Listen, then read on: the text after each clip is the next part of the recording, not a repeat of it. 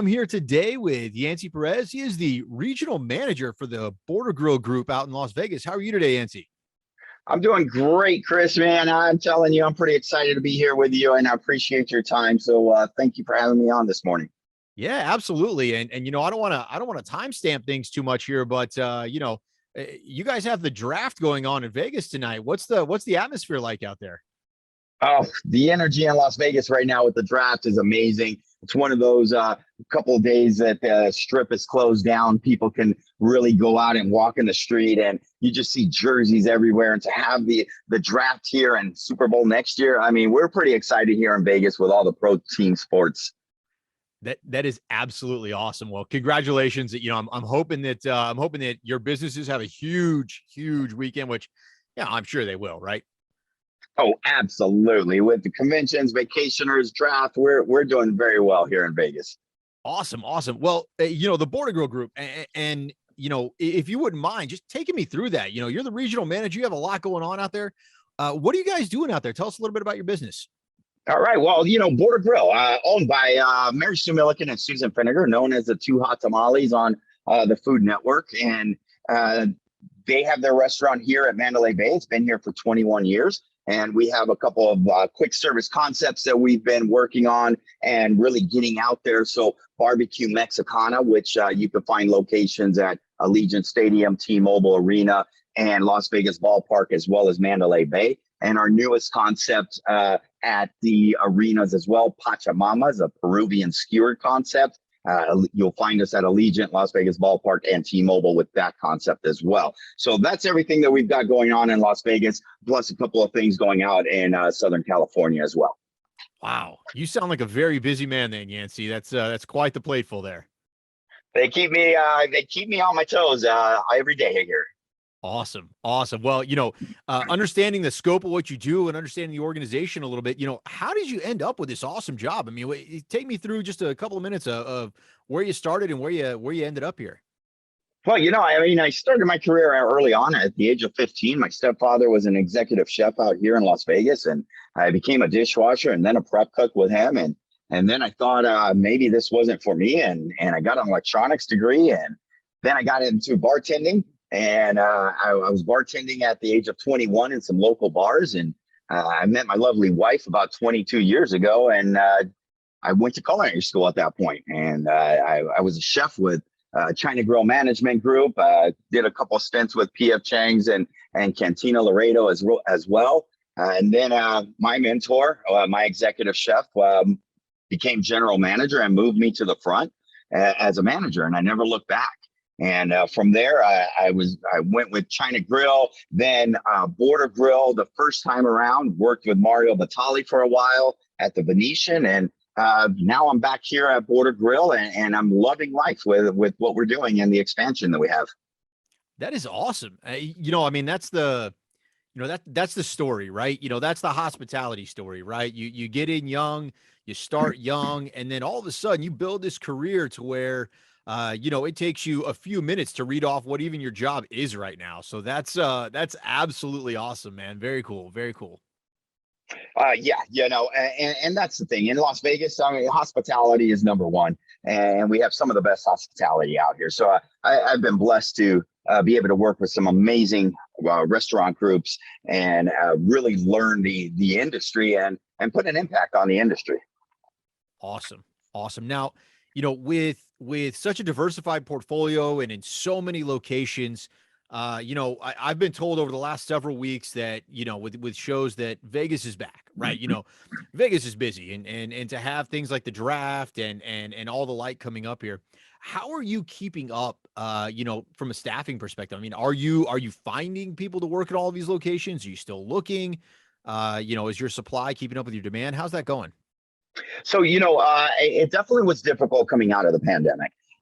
But as I started digging in, and I've got to say, I'm very fortunate here that I have a lot of employees that have followed me around. And right now we're about 90% staffed up, 95% staffed up. We're doing pretty good over here, and we're hiring at all times. But right now we're hiring because we're so busy. We're expanding. And that's the reason why we're hiring, not because we're losing people.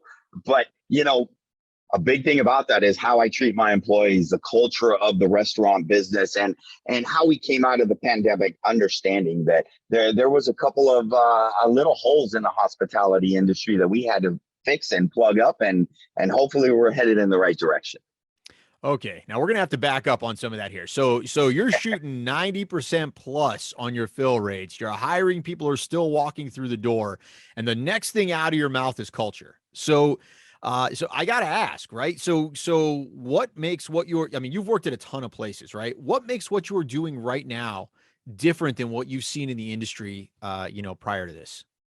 When we were coming up in the early 90s and mid 90s, it was a industry that really put abuse on people, and mentally and physically. And it was a tough time. And I had a mentor early on in my career that said, treat your employees well, treat them well, because those are your troops to go into battle with you in this hospitality game that we're doing. And from there, it's a culture that we built. It's a family that we have at Border Grill.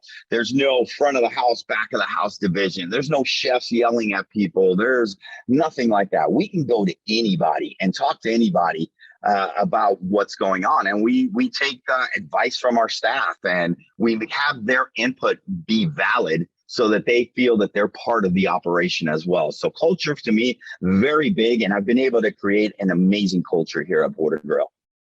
Wow. Okay. So, obviously, when you talk about high profile kitchens and high profile restaurants, obviously everybody, shunts to Gordon Ramsay and the Hell's Kitchen theory. And I think if you've ever worked in a kitchen, you've met somebody like that. So, it's not that crazy.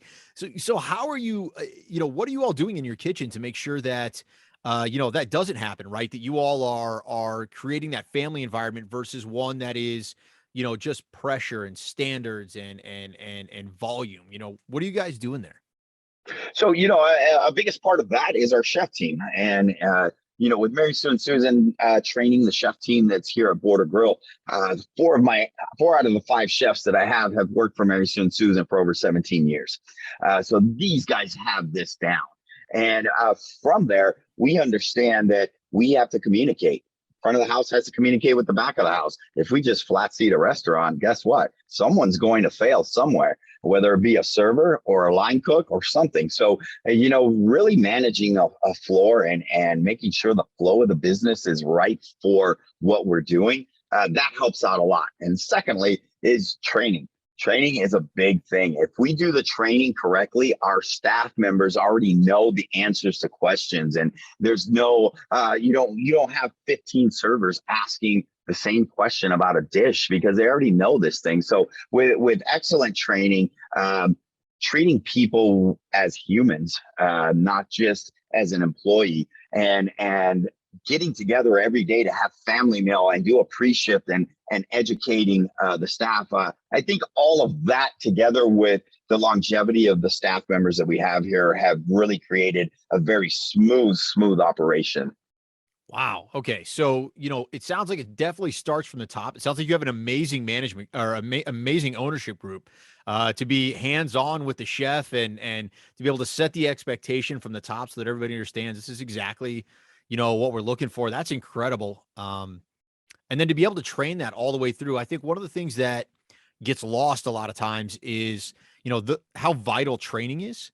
What are you guys doing from a training perspective that is resonating so well with your teams? Because I know a lot of people are struggling with that right now. So from a training perspective, we definitely had to change some things up. At one point we had to get people in as soon as possible. So what do we do? Do we cut down the training, or do we just get through this?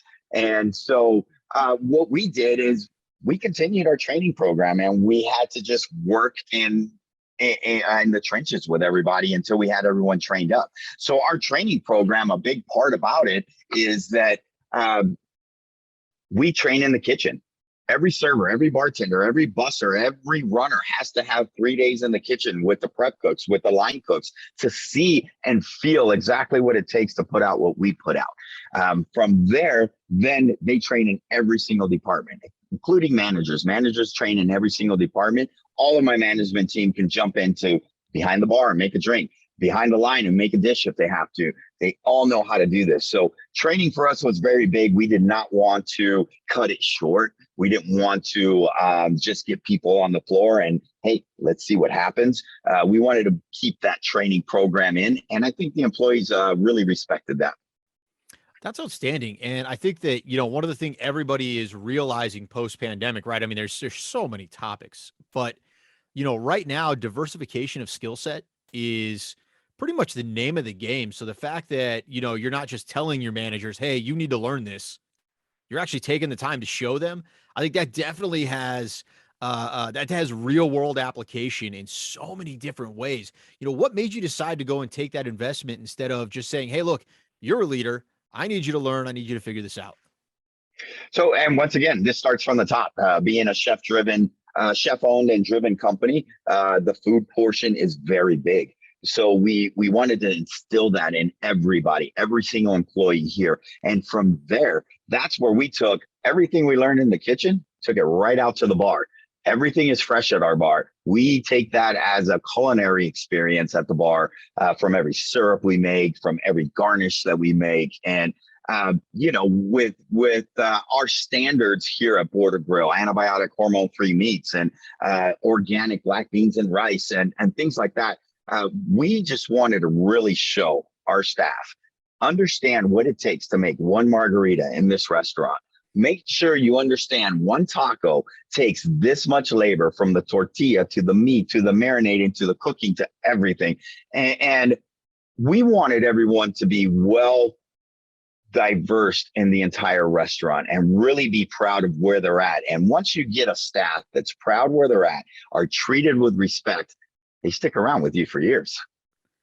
And I'm glad you got to that word proud, right? Because if I, as a member of the team, saw the steps that it took from, one to the next, to the next, to the next, just to get a taco out on the table, right? Like just to understand what went into that one platter that went out on the table, or one margarita, that has to be huge as far as investment in them and investment in pride. Are you able to leverage that pride as you look to expand or as you look to offer new opportunities? Is this something where you're going from within? You're leveraging that pride to try to grow your leadership team? Oh, absolutely. First off, all my managers can go to any of our concession locations and work those as well. They've learned the entire operation. Our standards stay the same everywhere we go. We have line cooks that work here at the restaurant, and as soon as they're done there, they head over to Allegiant and they work over at Allegiant. And they do it all because we teach them the entire operation. We don't hide things around here. And that gets me one word that you just said that really sticks with me is investment. It's the investment I put into every employee, and my return on that investment has been very, very successful. Just like any other business, your ROI is big on you. Well, that's what my staff is. That investment we put into them, we get back in the productivity and what they do. And just like we said, and being ready to go. I think with this pandemic, and we may get into this a little bit further down, but is talent, finding talent, finding the talent out there. When people have left this industry, we have to find people with that personality, and then that we can get in and we can train them the skills that we do and create this restaurant industry almost from scratch. So I'm glad you made that pivot, right? Because, right now a lot of people are thinking talent is whoever actually answers your job call wherever you put it out there and managed to show up for an interview and then show up for the first day of work, right? Like everybody views that person as talent right now. I'm guessing that you have a little bit different standard to apply there. And we do. There's one thing I will not be able to teach any kind of applicant, and that is personality. If you want to be nice and you want to be hospitable and be in this industry, I can teach you the skill. But it really is just getting that talent. And you said it right there, is who shows up for the interview. That's the first big part, because 80% of the people are not showing up for the interview. Now we've got that 20% that's there. Now we have to filter through those. Who's teachable, who's coachable, who wants to be in this business. And we'll give you all the tools. We'll give you an amazing atmosphere to be in. You just have to want it. So, one of the things that was a hallmark of any hospitality industry pre-pandemic was, let's use like a front desk at a hotel, right? We'd like you to have 5 years of front desk experience in order to be able to apply for this $14 an hour job, right? And it was always the same way in the kitchens, right? Where in the kitchen, you would always say, we need you to have X amount of experience in order to be an entry level prep cook.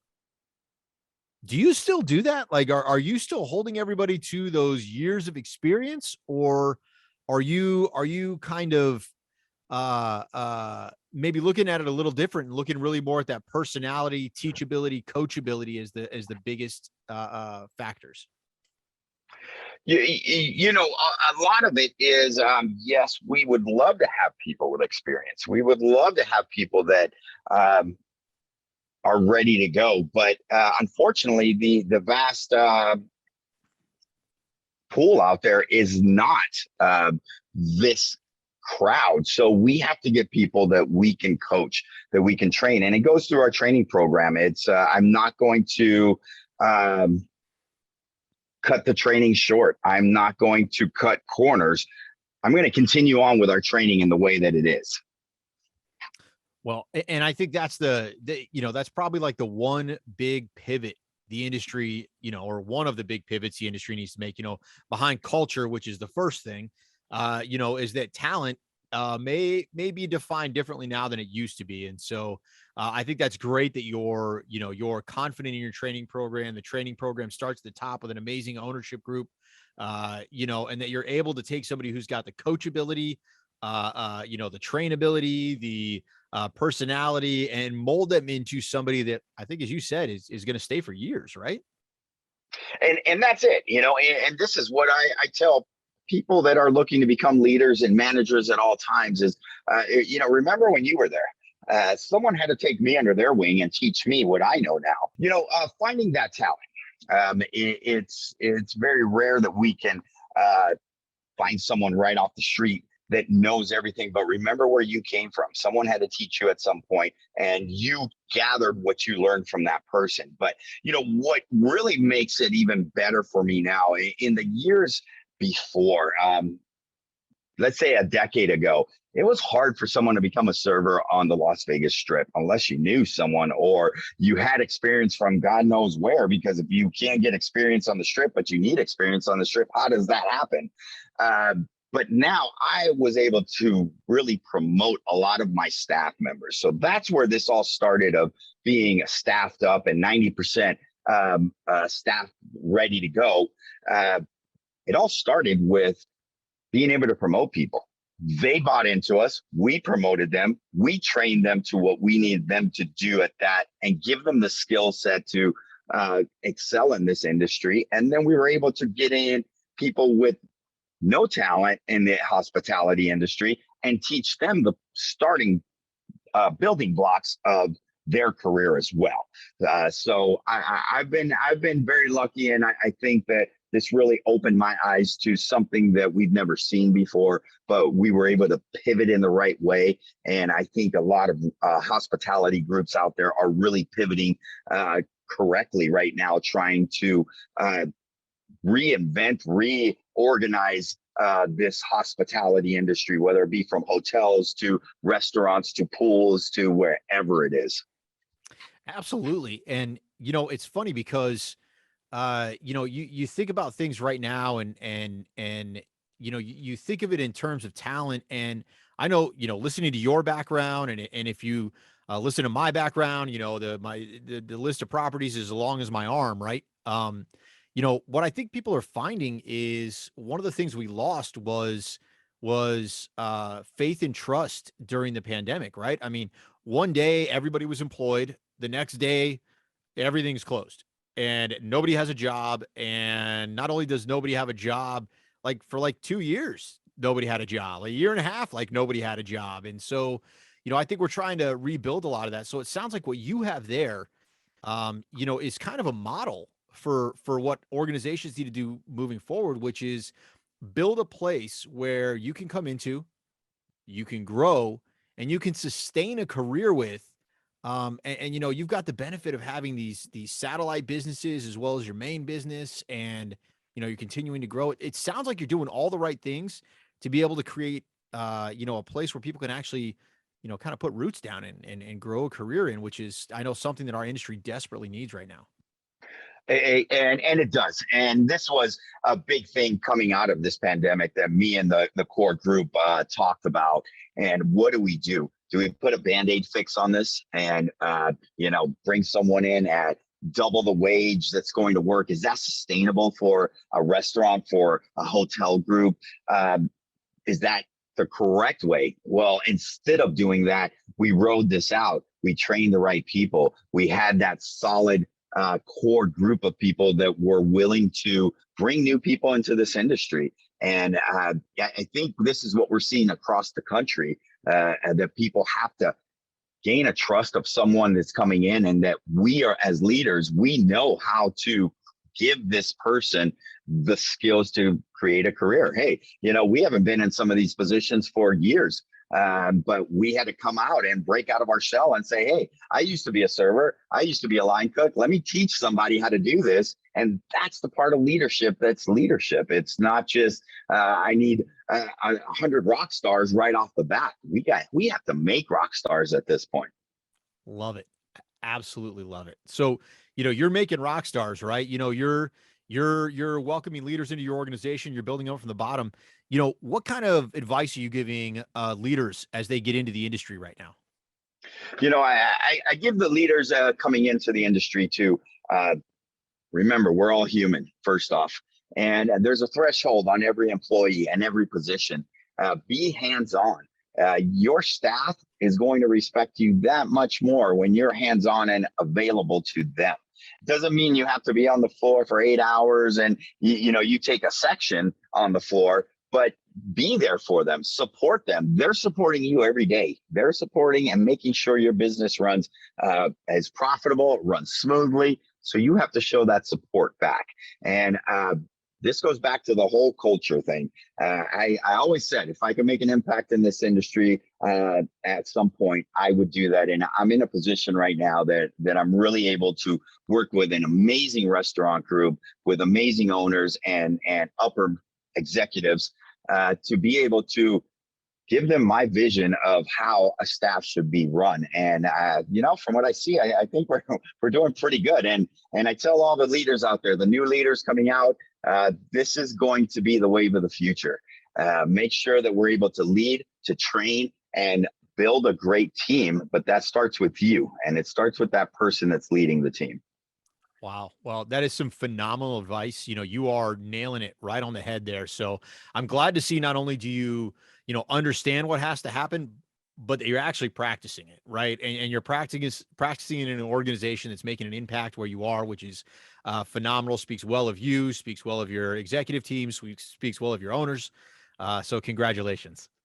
Thank you, Chris, man. I tell you, man, I'm blessed to be in a great position here in Las Vegas. So it is amazing. It's an amazing time. Awesome. Well, if people want to find out more about your restaurants, your locations, how do they do that? You can always go to bordergrill.com. Right there, you'll find all of our concepts in Las Vegas and Santa Monica and any new things like that. You can always find me on LinkedIn or at Yancy Perez 75. I'm on Instagram and all those social media platforms as well. Awesome, man. That is great. I'm sure people are going to reach out to you because I know that you wet the whistle here, and a lot of people are going to have a lot of questions. So, Yancy, I want to say thank you for being here, man. You've been an awesome guest, and best of luck to you this weekend in the draft, man. That's I'm sure it's going to be busy around town. It's pretty exciting. Today's the first day. I'm headed over that way in just a few hours. So it's going to be fun things, here in Las Vegas to see the pro sports really growing and what we have the draft now. I'm pretty excited. And yes, please, if anybody out there would like to contact me, I'm here. I love to give any of my inspirations or knowledge to help out anyone in this industry. Chris, thank you so much for having me today. Absolutely, Yancy. And hopefully we'll be able to cross paths again in the future here, my friend. Wish you the best. Sounds great. Thank you. All right. Talk soon. Bye.